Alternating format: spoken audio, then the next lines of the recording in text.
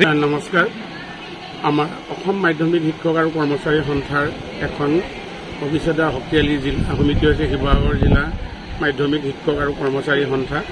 এই সন্থাৰ ৪৭ সংখ্যক দ্বিবাৰ্ষিক অধিৱেশনখন আমি এদিনীয়াকৈ হাঁহচৰা উচ্চতৰ মাধ্যমিক বিদ্যালয়ত হাঁহচৰা উচ্চতৰ মাধ্যমিক আৰু হাঁহচৰা উচ্চ মাধ্যমিক বিদ্যালয়ৰ যুটীয়া আতিথ্যত আজি আমি অনুষ্ঠিত কৰিছোঁ। আজি দিনজোৰা কাৰ্যসূচী হৈছে। ইয়াতে ৰাতিপুৱা ইতিমধ্যে আমাৰ পতাকা উত্তোলন, বিদ্যালয়ৰ পতাকা আৰু আমাৰ সন্থাৰ পতাকা লগতে স্মৃতি চৰ্পণ হৈ গৈছে। ইয়াৰ পিছতে আমাৰ হ'বগৈ আমাৰ প্ৰতিনিধি সভা। এই প্ৰতিনিধি সভাৰ পিছতে আমাৰ বিষয় বাছনি সভা হ'ব, তাৰপিছতে আমাৰ মুকলি সভা হ'ব। আজি এখন নতুন সমিতি গঠন কৰা হ'ব আৰু মুকলি সভাত আমাৰ অসম মাধ্যমিক শিক্ষক আৰু কৰ্মচাৰী সন্থাৰ মাননীয় সাধাৰণ সম্পাদক ব্ৰজেন চেতিয়াদেৱ মুখ্য নিৰ্দিষ্ট বক্তা হিচাপে থাকিব আৰু কেন্দ্ৰীয় সমিতিৰ অৰ্থাৎ ৰাজ্যিক সমিতিৰ অবজাৰ্ভাৰো আহিব।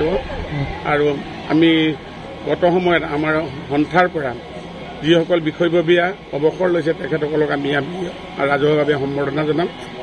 এইখিনি আমাৰ কাৰ্যসূচী ইতিমধ্যে অতি সুন্দৰকৈ ধুনীয়াকৈ সজাই তোলা হৈছে। সমান্তৰাল হয় ইয়াত, কিন্তু এইখন যিখন বিদ্যালয়ত আজি অনুষ্ঠান হৈছে ইয়াত ক্লাছো চলি আছে, আমি অধিৱেশনৰ কামো চলাইছোঁ।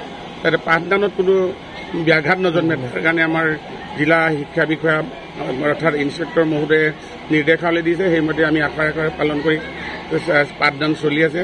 সমান্তৰালভাৱে আমাৰ কাৰ্যসূচী চলাই আছোঁ।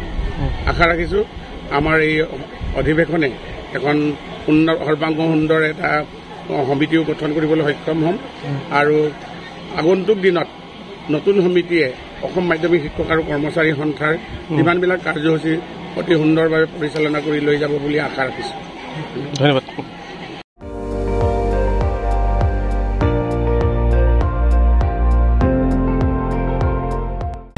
আপুনি চাই আছে ND24, সৰ্বশ্ৰেষ্ঠ নহয় সৰ্বোত্তমৰ দৌৰ।